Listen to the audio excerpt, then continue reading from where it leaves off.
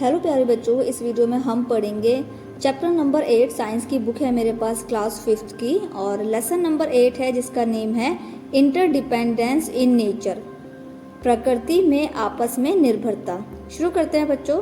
इस चैप्टर में हम पढ़ेंगे प्रकृति में आपस में निर्भरता के बारे में, प्रकृति के जैविक और अजैविक घटक के बारे में, पशुओं के भोजन का स्रोत जो पौधों से जुड़ा है, जो पशु पक्षी हैं, जो पेड़ पौधों से जिनका जीवन जुड़ा हुआ है, तो इस बारे में भी हम इस चैप्टर में समझेंगे। और पारिस्थितिकी तंत्र के निर्जीव घटक जो जीवन को प्रभावित करते हैं, खाद्य श्रृंखला में जीवों की भूमिका, जीवों में क्या भूमिका है, और पारिस्थितिकी यानी इकोसिस्टम तंत्र पर पर्यावरणीय परिवर्तनों के प्रभाव का मूल्यांकन कैसे किया जाता है। तो चैप्टर बहुत ही ज़्यादा इम्पॉर्टेंट है, ध्यान से आपको समझना है, क्योंकि चैप्टर के बाद हम इसका बुक वर्क और क्वेश्चन आंसर भी कंप्लीट करेंगे। शुरू करते हैं बच्चों। We depend not only on living things but also on non living things for our existence. हमें रहने के लिए सिर्फ और सिर्फ ऐसा नहीं है कि हमें जीवित चीज़ें ही चाहिए, हमें नॉन लिविंग चीज़ों की भी ज़रूरत होती है। लिविंग चीज़ों के साथ साथ हमें नॉन लिविंग चीज़ों की भी ज़रूरत होती है। तो अब देखिए, इकोसिस्टम पढ़ते हैं। हमारे जो आसपास हैं, हमारे आसपास मौजूद जितनी भी लिविंग चीज़ें हैं या नॉन लिविंग चीज़ें हैं, वो मिलकर एक इकोसिस्टम बनाती हैं। इकोसिस्टम तंत्र के सभी अंग एक दूसरे पर निर्भर होते हैं। पौधे, जीव जंतु और छोटे छोटे जो जीव होते हैं वो आपस में सजीव भाग का निर्माण करते हैं। उन्हें क्या कहते हैं? उन्हें जैविक घटक कहते हैं। मिट्टी, जल, तापमान और सूर्य का प्रकाश जैसे नॉन लिविंग चीज़ें इकोसिस्टम में पाई जाती हैं और इन्हें अजैविक घटक कहते हैं। इंग्लिश में इन्हें क्या कहते हैं? Abiotic components. इसके बाद एक प्राणी भोजन, रहने के लिए घर, सुरक्षा और प्रजनन के लिए जैविक और अजैविक कारकों पर निर्भर करता है। पौधों, जानवरों और छोटे छोटे जो जीव होते हैं, जो सूक्ष्म जीव कहते हैं उनको, जो बहुत छोटे होते हैं, जो अपनी आंखों से भी दिखाई नहीं देते, इतने छोटे होते हैं, सूक्ष्म जीवों के बीच अपने पर्यावरण के साथ निरंतर अंतःक्रिया होती रहती है। अजैविक कारकों पर निर्भरता। अब हम पढ़ेंगे डिपेंडेंस ऑफ एबियोटिक फैक्टर्स। जैसे हवा, पौधे और जानवर हवा में ऑक्सीजन प्राप्त करते हैं। श्वसन मतलब सांस लेने की जो प्रक्रिया है, तो श्वसन प्रक्रिया द्वारा भोजन से ऊर्जा मुक्त करने के लिए ऑक्सीजन की आवश्यकता होती है। सांस लेने के दौरान पौधे और जानवर ऑक्सीजन अंदर लेते हैं और कार्बन डाइऑक्साइड बाहर छोड़ते हैं। प्रकाश संश्लेषण के दौरान पौधे भोजन बनाने में ऑक्सीजन छोड़ने के लिए कार्बन डाइऑक्साइड का प्रयोग करते हैं। जल, अब देखिए वाटर के बारे में पढ़ेंगे, जल के बारे में। सभी पौधों और जानवरों को जीवित रहने के लिए पानी की जरूरत होती है। पौधे अपनी जड़ों के माध्यम से जल में घुले खनिजों को अवशोषित करते हैं, यानी जो उनकी जड़ें होती हैं उनसे ही वो अपना जो खनिज है वो लेते हैं। बीजों के प्रकीर्णन और प्रकाश संश्लेषण के लिए भी जल आवश्यक है। जानवरों को पीने, भोजन पचाने, अपशिष्ट यानी कि वेस्ट मटेरियल को बाहर निकालने के लिए जल की आवश्यकता होती है। इसके बाद नेक्स्ट पेज पर आ जाइए। रक्त परिसंचरण आदि पानी की अनुपस्थिति में जीवन का अस्तित्व असंभव है, यानी बिना जल के और बिना जल, पानी के और हवा के बिल्कुल भी जीवन एग्जिस्ट नहीं है। इसके बाद है मिट्टी। यह पौधे को सहारा देती है। पौधे मिट्टी से पानी और खनिज भी प्राप्त करते हैं। मिट्टी चींटियों, केंचुओं आदि जैसे जीवों को आश्रय और भोजन प्रदान करती है। आश्रय होता है यानी कि जो चींटी है, केंचुए, उनको घर भी देती है। खरगोश और छछूंदर मिट्टी में अपने बिल खोदते हैं। सूर्य का प्रकाश, अब हम पढ़ेंगे सनलाइट के बारे में। सूर्य ऊर्जा का सर्वोत्तम यानी सबसे उत्तम, सबसे अच्छा स्रोत है। पौधे प्रकाश संश्लेषण के दौरान भोजन बनाने के लिए सौर ऊर्जा का उपयोग करते हैं। बीजों को अंकुरित होने के लिए सूर्य की ऊष्मा की आवश्यकता होती है। यह जीवों को ऊष्मा और प्रकाश प्रदान करता है। भोजन के लिए आपस में निर्भरता, यानी खाने के लिए किस तरीके से एक दूसरे पर निर्भर हैं, डिपेंड हैं। सभी जानवरों को बढ़ने, ऊर्जा प्राप्त करने और स्वस्थ रहने के लिए भोजन की आवश्यकता होती है। भोजन के लिए पौधों और जानवरों को परस्पर निर्भरता को खाद्य श्रृंखला के माध्यम से स्पष्ट किया जा सकता है। खाद्य श्रृंखला में 3 मुख्य भाग होते हैं। पहला है उत्पादक, यानी कि प्रोड्यूसर।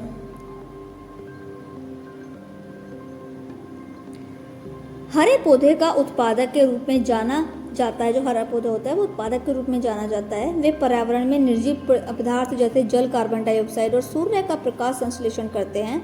पत्तियों इन अजैविक घटकों का उपयोग करके क्लोरोफिल नामक हरे रंग में भोजन तैयार करती हैं। इसीलिए पत्तियों को पौधों का भोजन कारखाना कहा जाता है। यानी जो पौधे अपना भोजन है वो पत्तियों पर बनाते हैं। भोजन तैयार करने के लिए इस प्रक्रिया को क्या कहते हैं? फोटोसिंथेसिस कहते हैं, प्रकाश संश्लेषण कहते हैं। प्रकाश संश्लेषण का अर्थ है पौधों द्वारा भोजन बनाने के लिए सूर्य की ऊर्जा का उपयोग करना। यानी जो पत्तियां अपना भोजन बनाती है वो सूर्य के प्रकाश द्वारा पत्तियों पर भोजन बनाया जाता है, जिसमें जल चाहिए, प्रकाश चाहिए, तो इसको क्या कहते हैं? फोटोसिंथेसिस कहते हैं। उपभोक्ता यानी कि कंज्यूमर्स। अब हम पढ़ेंगे कंज्यूमर्स के बारे में। जानवर किसी भी ऊर्जा स्रोत के सीधे भोजन नहीं बना सकते। वे पौधों या जानवरों का उपभोग करते हैं, इसीलिए उन्हें उपभोक्ता कहा जाता है। उनकी भोजन संबंधी आदतों के आधार पर उपभोक्ताओं के 5 श्रेणियों में बांटा गया है। यानी 5 श्रेणियों में उनको विभाजित किया गया है। जैसे पहले कौन से हैं? पहले जानवर कौन से हैं? हार्बीवोरस। गाय, बकरी, हाथी, खरगोश, हिरन, जिराफ आदि ये कैसे जानवर हैं? ये घास खाते हैं, पौधे खाते हैं, इसलिए इनको हार्बीवोरस कहते हैं, शाकाहारी कहते हैं। ये उपभोक्ताओं का पहला स्तर बनाते हैं और प्राथमिक उपभोक्ता कहलाते हैं। इनके काटने के लिए आगे के दांत नुकीले और चबाने के लिए मजबूत और चौड़े होते हैं। नेक्स्ट पेज पर आ जाइए।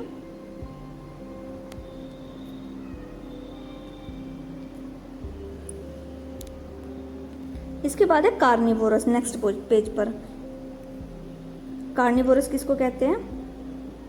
मांसाहारी।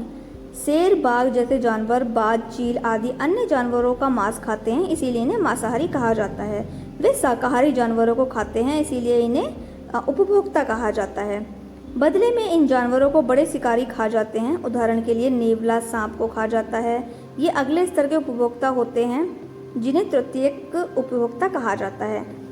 मांसाहारी जीवों के मांस को फाड़ने के लिए तीखे, नुकीले और घुमावदार दांत होते हैं। पक्षियों के छोटे जानवरों को पकड़ने के लिए तीखे यानी तिरछे पंजे होते हैं और मांस को फाड़ने के लिए हुकदार चोंच होती है। इसके बाद है सर्वाहारी यानी ओमनिवोरस। अब ओमनिवोरस कौन से होते हैं? जैसे कि भालू, बिल्ली, मनुष्य, कुत्ता आदि जानवर जो पौधों और जानवरों का मांस दोनों खाते हैं, उनको क्या कहते हैं? उन्हें ओमनिवोरस कहते हैं।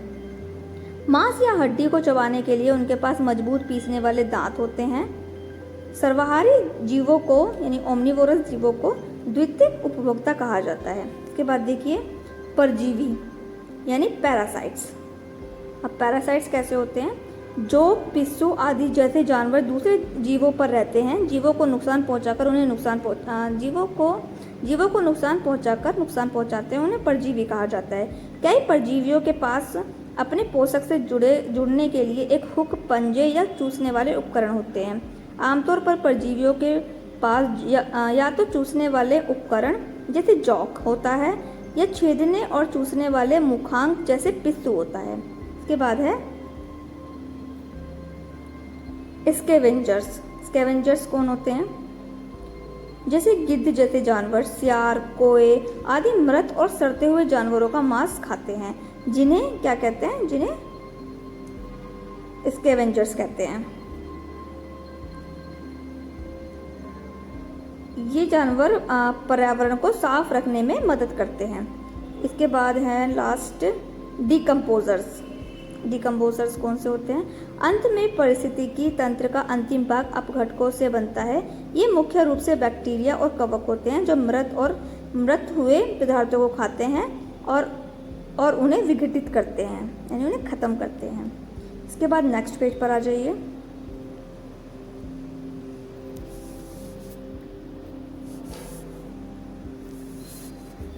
ऐसा होने पर वे पोषक तत्वों और खनिज लवणों को वापस मिट्टी में छोड़ देते हैं, जिनका उपयोग पौधे फिर से करते हैं। वे एक महत्वपूर्ण भूमिका निभाते हैं, उनके बिना पृथ्वी कचरे से भर जाएगी।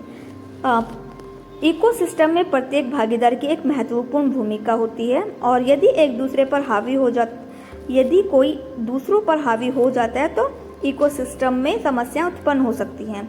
खाद्य श्रृंखला जीवन का एक जटिल संतुलन है। यदि किसी एक प्राणी के भोजन का स्रोत किसी मछली पकड़ने या शिकार करने से लुप्त हो जाता है तो खाद्य श्रृंखला के कुछ प्राणी प्रभावित होते हैं और मर सकते हैं। हमें अपने कार्यों से इकोसिस्टम के इस संतुलन को बिगाड़ना नहीं चाहिए। इसके बाद है इंटरडिपेंडेंस ऑफ बायोटिक फैक्टर्स। पौधे और जानवर एक दूसरे से अलग हैं। उन्हें ना सिर्फ भोजन के लिए बल्कि कई अन्य चीज़ों के लिए भी एक दूसरे की जरूरत होती है। वे एक दूसरे के बिना जीवित नहीं रह सकते हैं। अब देखिए डिपेंडेंस ऑफ एनिमल और प्लांट्स, किस तरीके से एनिमल प्लांट्स पर डिपेंड हैं। पक्षी, गिलहरी और कीड़े जैसे कई जानवर पेड़ों पर अपना घर बनाते हैं। पौधे वायुमंडल में ऑक्सीजन छोड़ते हैं जिसे श्वसन के दौरान जानवर ग्रहण करते हैं। जंतु श्वसन के दौरान वायुमंडल में कार्बन डाइऑक्साइड छोड़ते हैं और पौधे प्रकाश संश्लेषण के दौरान इसे कार्बन डाइऑक्साइड का उपयोग करते हैं।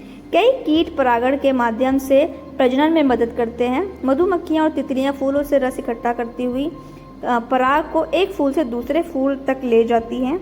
जानवर बीज फैलाव में मदद करते हैं। वे मांसल फल खाते हैं और बीज फेंक देते हैं या अनजाने में बीजों को कांटों से बिखेर देते हैं। पौधे और जानवर में मनुष्य की निर्भरता। अब देखिए पौधे और जानवरों में किस तरीके से वो मनुष्य पर निर्भर हैं। हम खेतों की जुताई, गाड़ियां खींचने, बोझा ढोने आदि के लिए घोड़े, गधे, ऊंट, बैल आदि जानवरों का उपयोग करते हैं। ऊन, चमड़ा और सींग जैसे पशु उत्पादों का उपयोग कपड़े, जूते, बैग और सजावटी चीज़ें बनाने के लिए भी किया जाता है।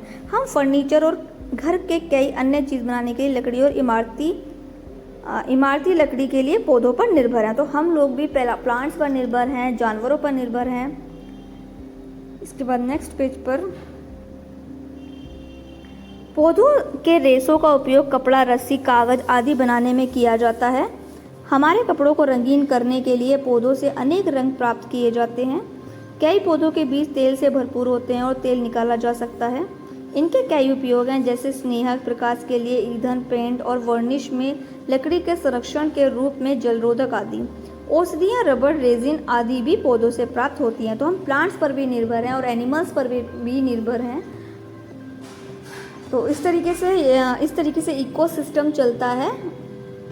इसके बाद हो गया यहाँ पर चैप्टर कंप्लीट। बुक वर्क मैंने फिल कर दिया है। टिक द करेक्ट ऑप्शन है, आप फिल कर लीजिए।